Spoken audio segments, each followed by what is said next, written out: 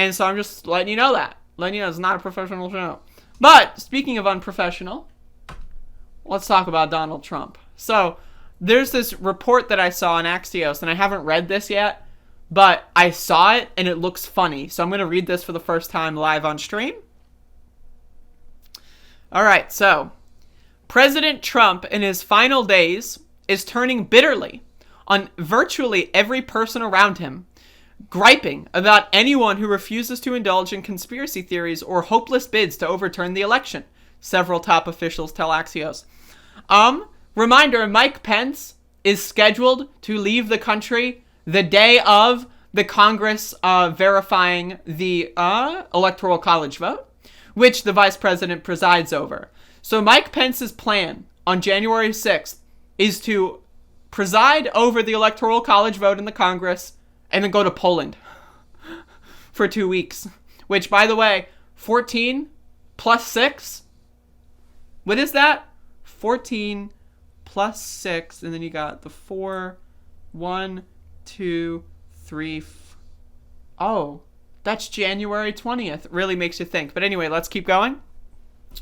The latest targets of his outrage include Vice President Pence, Chief of Staff Mark Meadows, I love this, White House counsel Pat Cipollone, interesting, Secretary of State Pompeo, and Senate Majority Leader Mitch McConnell. We saw his lashing out at Mitch McConnell last night in that stimulus video. Asian carp. Why it matters. Hello, Fritz, by the way. Why it matters. Trump thinks everyone around him is weak, stupid, or disloyal, and increasingly seeks comfort only in people who egg him on to overturn the election results. We cannot stress enough how unnerved Trump officials are by the conversations unfolding inside the White House. Top officials are trying to stay away from the West Wing right now. Trump is lashing out, and everyone is in the blast zone. At this point, if you're not in the use the Department of Homeland Security or the military to impound voting machines camp, the president considers you weak and beneath contempt. Unbelievable. What do you think Donald Trump is more upset with? Vice President Mike Pence or Asian carp? Personally, I think he's more upset with the Asian carp. Trump is fed up with Cipollone, his counsel. Some supporters of Cipollone are worried that Trump is on the brink of removing him and replacing him with a fringe loyalist. A source who spoke to Trump said that the president was complaining about Pence. Right, get this. I'm going to use the words of our president here. Only the really, I hate to say this, but those with the lowest IQ. Brought up a Lincoln Project advertisement, as some of my friends across the pond would say, a Lincoln Project advertisement that claims that Pence is backing away from Trump. This ad has clearly got inside of Trump's head, the source said. Trump views Pence as not fighting hard enough for him, the same complaint he uses against virtually everybody who works for him and has been loyal to him. Pence's role on January 6th has begun to loom large in Trump's mind, according to the people who've discussed the matter with him. Trump would view Pence performing his constitutional duty and validating the election result as the ultimate betrayal. I know, isn't this amazing? Pence has been trying to balance his loyalty for Trump for the last 4 years. And then Trump losing the election is going to fuck it all up. He's going to get fucked. 4 years, this guy was sniffing Trump's asshole, and now it's all going to go to waste in one day. Unbelievable. Unbelievable. But again, it's really funny. I love these kind of gossip reports. They're hilarious, right? This is hilarious stuff. A new fixation. Trump has even been asking advisors whether they can get state legislatures to rescind their electoral votes. When he's told no, he lashes out even more, said a source who discussed the matter with the president. And in an Oval meeting Monday night, Trump spoke with the House Republicans about voting to overturn the result on January 6th, a desperate vote that even Trump has privately acknowledged he's bound to lose. I love it. I love it. And again, in the words of our president, only the really, I hate to say this, but those with the lowest IQ. I'm sorry. That's such a good clip. I'm going to be using that clip for the rest of this show's lifetime. I'm going to be sitting in my bedroom 10 years from now playing this clip. Only the really... And I'm going to do this every time. I hate to say this, but those with the lowest IQ... I'm sorry. I'm going to be every single time I'm going to be doing that. I swear. The clip is gold. The clip is gold. It's great. For those of you who want another great clip from that debate, this is another favorite of mine. Well, you have to understand, the first time I ever heard of Black Lives Matter, they were chanting, pigs in a blanket, talking about police. Pigs, talking about our police. Pigs in a blanket, fry them like bacon. I love it.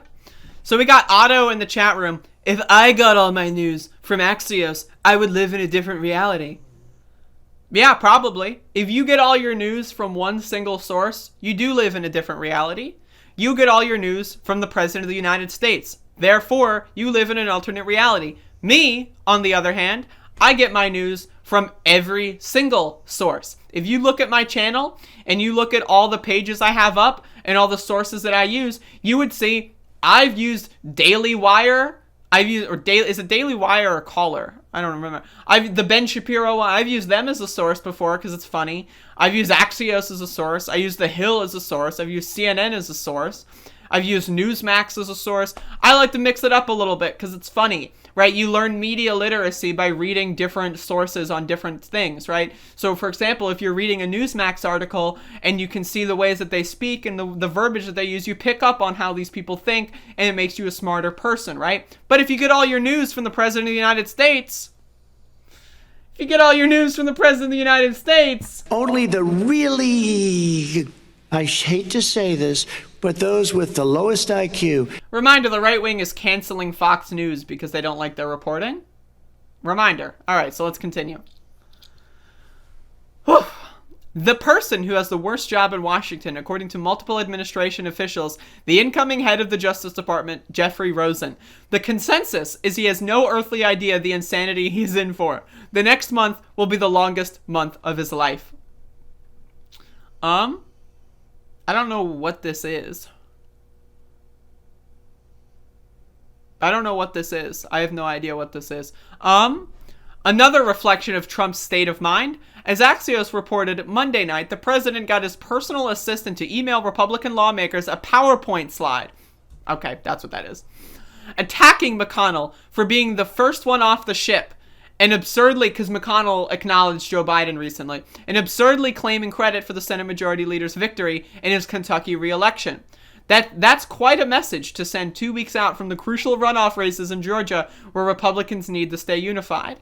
Where's Jared? A source told Axios that Kushner, who yesterday participated in a tree planting ceremony, oh my, here's a sideways clap for you, in Jerusalem of all places, Forest of the Grove Nations, is focused on the Middle East. Oh, of course, right, halfway around the world, that's where I'd rather be, right?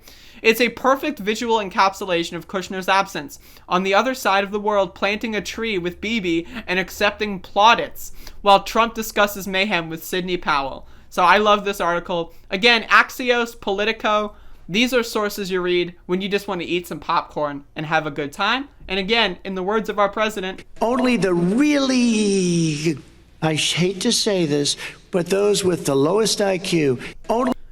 I'm sorry, it's so funny. But yeah, I have nothing to add here. This is funny. This is fun and funny. Like, I can't wait to be like 31 years old. I'm 24 right now. I can't wait to be like 31 years old and like a new Netflix documentary series came out called like The Trump Administration, right? And it starts off, right? And it's like a 15 season epic, right? They've got it all written out. It's a 15 season epic. And it starts off with Donald Trump riding down the escalator saying, you know, some are good people. Yeah, the Mexicans, the rapists and murderers, but some are good people, right? That's going to be episode 1, and then we're just going to relive the Trump administration. I cannot wait for that Netflix documentary series. I'm going to watch every single episode. I'm going to review every single episode, and I'm going to play clips like this on every single episode. Isn't it wonderful to allow protesting? No. Unbelievable. But, it will be funny until, yeah, if Trump launches nukes in the next 2 weeks, I mean, I take it all back, right? But, you know, next 4 weeks, whatever.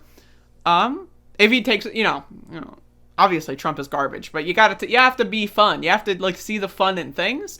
No one sees the fucking humor in the Trump administration from what I'm seeing. I see almost nobody who is properly acknowledging how hilarious the Trump administration is, especially right now. Especially right now.